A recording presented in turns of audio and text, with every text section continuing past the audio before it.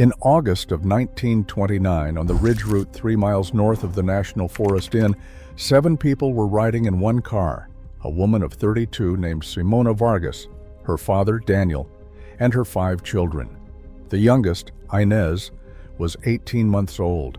The road was paved, concrete, curbed, posted at 15 miles per hour. Nothing was ahead of them. Then the brakes stopped answering. The car went through a guardrail and over the embankment. 4 of the bodies were found 200 feet beyond the wreck. Simona lived. She climbed back up alone. She was the only one who did. Seriously injured, she reached the pavement, waved down a passing motorist, and later gave her account at the sheriff's substation in Newhall. The account of that crash survives through contemporaneous newspaper coverage, later assembled by the Santa Clarita Valley Historical Society. No official crash report has been located. We do not know the exact day, the time, the direction they were traveling, or what kind of car it was. We know the brakes failed, and we know what the road did with that. Here is what makes it impossible to file away as bad luck. By the time the Vargas family went off that embankment, the state of California had already spent years measuring this road, and by the end of that same year, the state had reached a conclusion about it. In December 1929, the California Highway Commission voted to relocate the central section of the ridge route entirely. The decision was published the following month in the state's own journal, California Highways and Public Works. The language in that document is not the language governments usually use about their own work. The commission wrote that the road had proved excessively hazardous to travel. It wrote that the accident record on it was excessively high. Understand what that means. This was the state grading its own homework. 14 years earlier, California had celebrated this highway as an engineering triumph, the first crossing of a major mountain range attempted by its brand new highway department. Now the same agency was formally recording that the road it built was killing people at a rate it could not defend. There is no fatality total for the ridge route. There was no national crash database in 1929, no federal reporting system, nothing that counted deaths road by road the way we count them now. Anyone who gives you a number for how many people died on this highway is inventing it. But the state did leave behind something almost as damning: the geometry. In that January 1930 issue, the commission printed a comparison table: old road against the proposed replacement, measured across the same 35.8 miles between Castaic and Gorman. The old road climbed to 4,234 feet. The new one would top out at 3,550. The old road made a driver gain and lose 4,630 feet of elevation. The new one, 3,350. The old road's minimum roadway width was 25 feet. The new one, 36. And then the number that explains everything else. Total curvature on the old road, 35,141 degrees. On the proposed road, 7,500.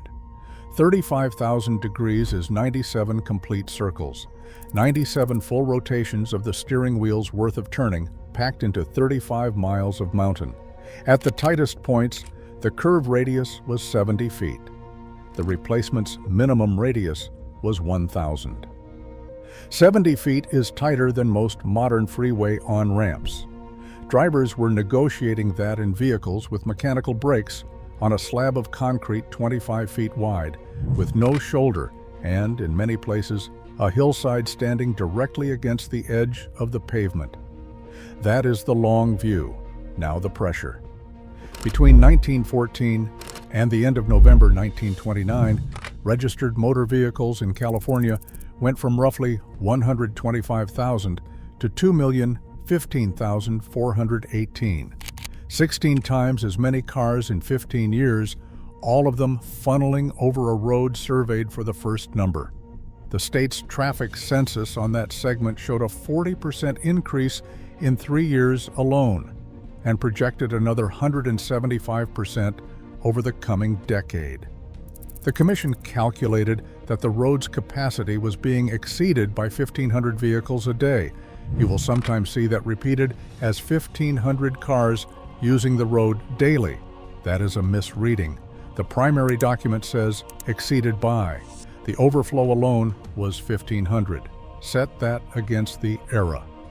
Federal highway records show the national fatality rate in 1929 was 14.97 deaths per 100 million miles driven.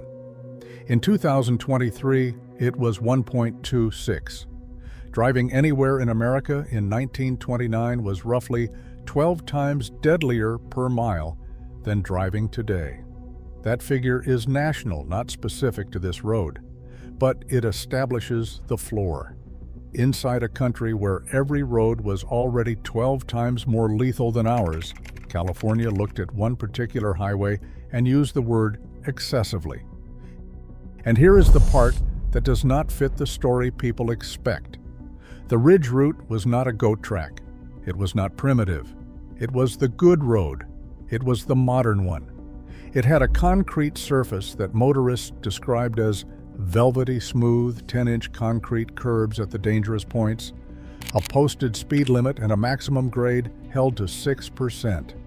It looked like the safest way over the mountain because it was the safest way over the mountain. California did not abandon this highway because it failed. California abandoned it because it worked.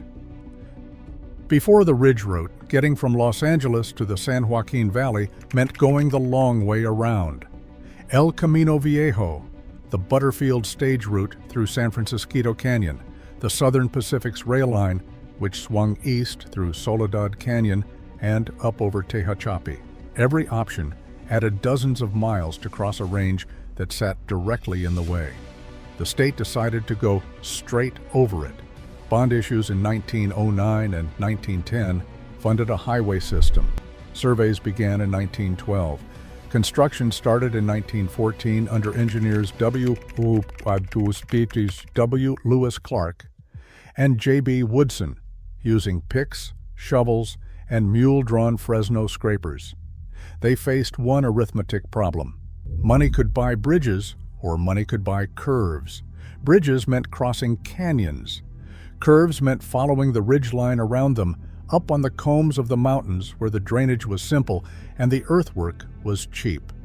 They chose curves, 697 of them across the full route to Grapevine.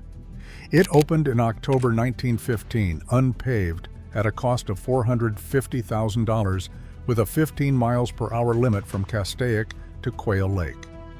It cut the Los Angeles to Bakersfield trip to about 12 hours, and 12 hours was a revelation. Then, in November 1919, it reopened fully paved. A 20-foot slab of reinforced concrete laid across the top of a mountain range. The final bill came to roughly $1.5 million, and California did not finish paying it off until 1965. You can still find the evidence. Along the old alignment, half buried in brush, stand small concrete posts called C-blocks, right-of-way markers set by the Highway Commission between 1913 and 1915, before the road existed, marking where it would go. They are still standing. The road they marked has been closed for most of a century. That is the whole tragedy in one object. They surveyed a mountain into submission, and the mountain waited. Because the engineers solved the problem they could see: distance, grade, mud. What they built instead was a road that made a mountain range feel solved, and a solved mountain invites everybody. So get in the car. It is 1926. You are northbound out of Castaic in something with a wooden spoked wheel and a hand throttle, and the first thing you notice is how good this road is. The concrete is clean. There is a painted edge and a raised curb. Signs tell you what to do.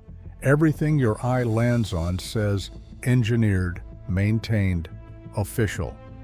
You have been told the limit is 15. You are doing 25, like everyone else, because 15 feels absurd on a surface this smooth. Now notice what the road never gives back. 35,000 degrees of curvature across 35 miles means the wheel never returns to center. Not once, meaningfully. You are turning left, then right, then left. Your hands do not rest. And because you are following the shoulder of a ridge, your view forward is not the valley or the sky, it is the cut bank on the inside of the next curve. Dirt and rock about 200 feet ahead, always. The horizon on this road is made of hillside, and it moves with you, and it never opens. That is the thing nobody put in the brochures. On 70-foot radius curves, with hillsides that had not yet been cut back, you cannot see the vehicle coming the other way. Not around the bend, not most of the way through it. You see it when it is already there. Drivers knew. That is the detail that should stop you. Early motorists on the ridge route sounded their horns before entering blind curves and leaned their heads out the window to look for oncoming traffic. They were driving California's most modern highway with their skull outside the car, honking into a hillside, hoping. Now do the arithmetic, using the state's own number. In that same January 1930 issue, the Director of Public Works spelled out that 40 miles per hour is 58 2/3 feet per second. Work down from there. 25 miles per hour is about 37 feet per second. Two cars approaching each other at 25 apiece are closing at roughly 73 feet per second. If you first see the other car at 100 feet, you have under a second and a half. Simple human reaction time eats most of that. Not swerving, not braking. Just the interval between your eye registering a shape and your hands beginning to move. In that second and a half, on 25 feet of pavement with no shoulder, there is nowhere to go that is not a hillside or a canyon. You did nothing wrong. You were awake, sober, inside your lane, at a speed the road appeared to permit, and the road had already decided. Then there is what the road does to the machine. That segment carried 2,220 feet of adverse grade and 4,630 feet of total rise and fall, on grades of 6% and 7%. Going up, that is a labor. Coming down, it is something worse.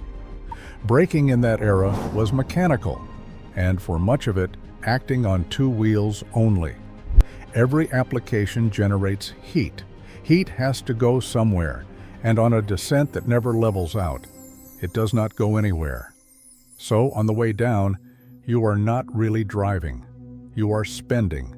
You have a finite quantity of braking, and the road is withdrawing it, foot by foot, and there is no gauge on the dash that tells you the balance. This is exactly what the Vargas family met.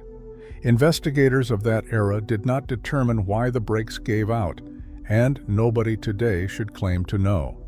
But the sequence is not mysterious. A road built to a 1914 budget asked a 1929 car to surrender 2,000 feet of elevation without rest, and at some point, the car stopped being able to. The geometry alone would have been enough.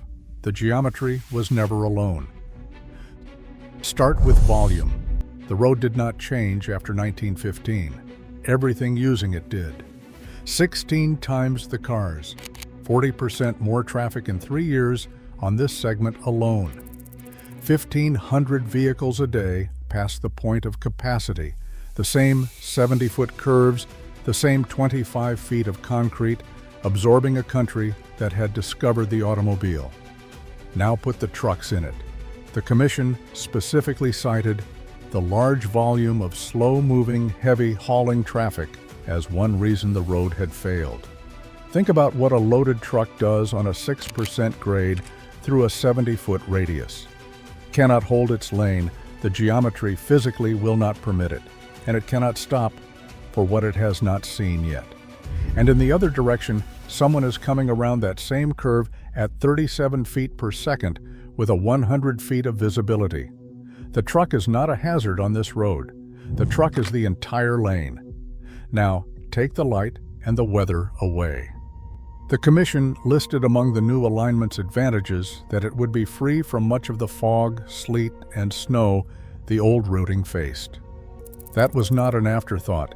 The old road sat 684 feet higher, up where the ridge caught everything. Concrete freezes, sleet on a 20-foot slab with a 10-inch curb and no barrier does not produce a slide. It produces a departure. And after the departure, nothing arrives.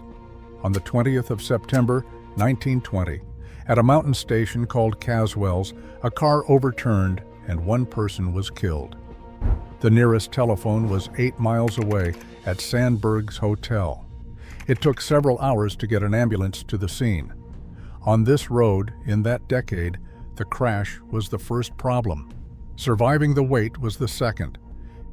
And the wait was measured in hours, and it was measured in the dark. Now, add the one thing engineers cannot pour into a form.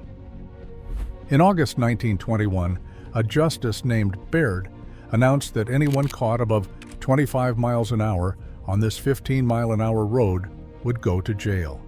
It did not work.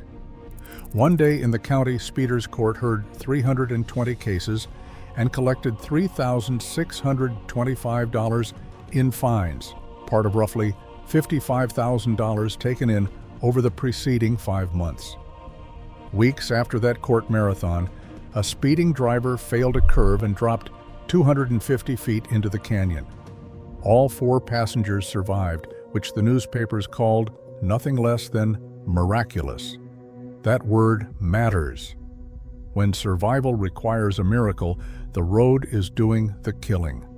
So the state tried to buy its way out. In March 1924, $24,000 for daylighting and widening curves. In 1926, another $42,000 between Castaic School and Reservoir Summit, funded by gasoline tax and license fees. The Los Angeles Times reported at the time that the road standards were not adequate for the traffic of the present. Crews cut hillsides back. They straightened what could be straightened. By 1929, the state gave up and said why. The defects were inherent in the original location. You cannot widen your way out of a road that is in the wrong place. The Commission's own phrase was the impossibility of adequately modernizing a location in a heavy mountain district. That is not a road being criticized. That is a road being sentenced. 2 men in a car, one behind the wheel, one beside him. May 21, 1924, John Isaac Strait, known as Bud, born in March of 1888, from Clackamas outside Portland, head electrician at the Willard P. Hawley Paper Mills in Oregon City.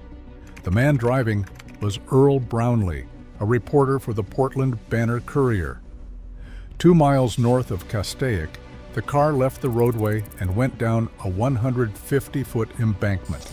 Strait was killed. Brownlee walked away with minor injuries. Same car, same second, same slope. One man's family in Oregon read a death notice, and the other man got up. Nothing in the record explains the difference, and nothing explains why the car went off. The cause was never determined. What the case establishes is narrower and colder than a cause.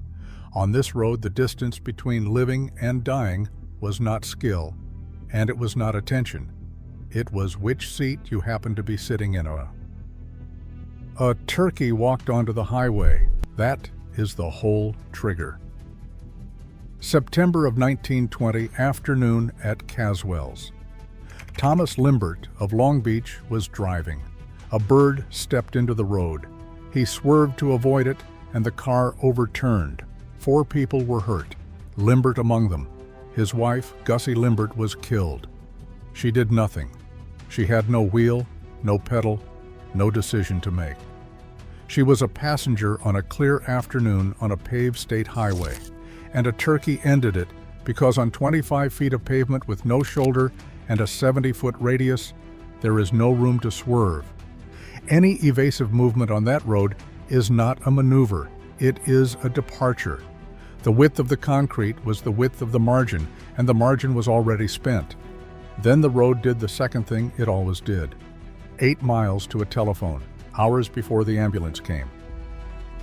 December 1927. Snow on the concrete, somewhere between midnight and daylight. 2 men in a new sedan came to a sharp curve and the car slipped, and it went down the bank roughly 300 feet. Both were killed. Nobody saw it. Nobody heard it. There were no headlights behind them and no house within miles.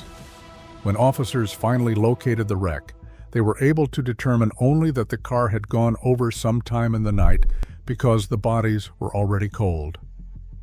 2 deputies and a group of bystanders spent the day bringing them back up the cliff with ropes and an improvised stretcher. Elevation, weather, a 70-foot radius, no barrier, and nobody watching. That is the Ridge Route's signature. All 5 failures in one place, in the dark, with the road's characteristic final insult, the hours during which the world did not yet know. And then, in October 1929, 2 months after the Vargas family, 2 months before the commission's vote, a truck driver came around a bend on a heavily loaded rig and found motorists stalled on the highway ahead of him. He had the 1 second the road allows. He turned the truck off the road and put it over a 300-foot precipice. It went end over end and came down on top of him and his 2 passengers. All 3 lived.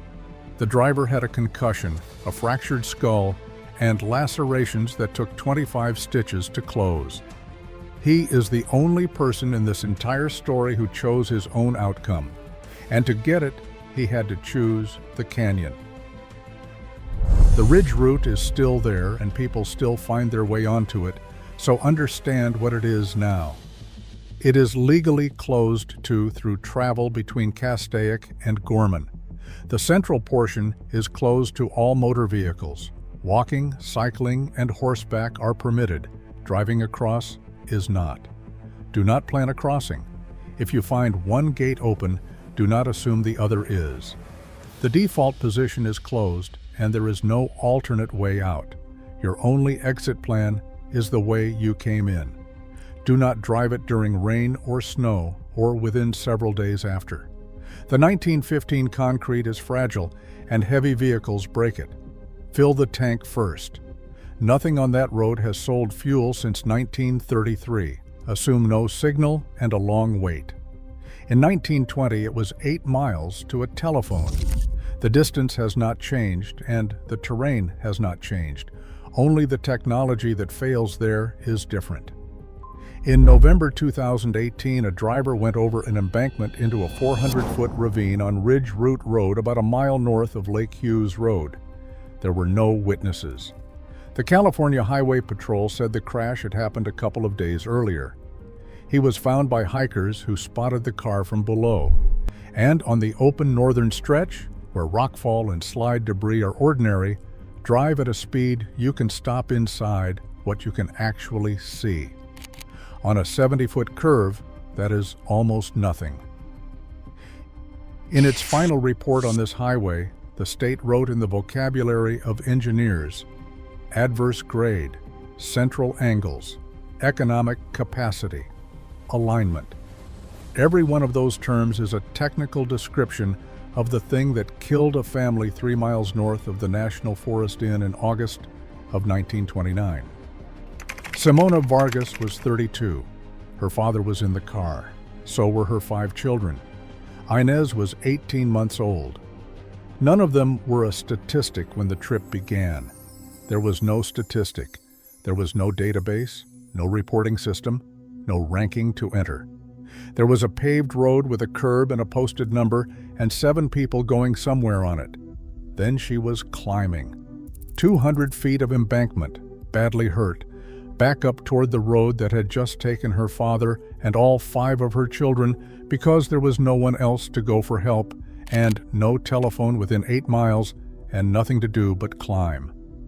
She reached the pavement and stood on it and waved down a stranger. Think about what she was standing on.